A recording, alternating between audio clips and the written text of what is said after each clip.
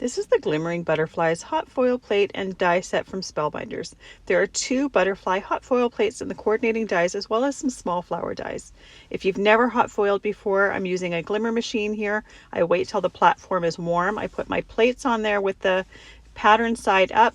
Pretty side of the foil goes down, and I like to foil on hammermill cardstock.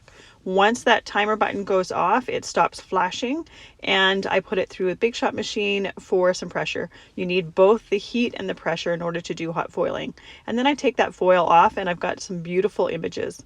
You can leave the images as is, but I like to use different inks to ink blend and color them. It's really easy to color a whole image this way.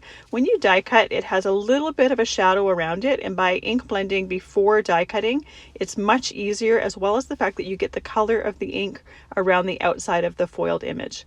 I like to tape my dies in place before die cutting them, but make sure not to tape over top of foil, because that tape does affect the foil as you put it through your die cutting machine. And by having coordinating dies for the hot foil plates, you get that nice rounded edge on the die cut. I like to use mine on cards. You could use them on whatever project you want. I love this set.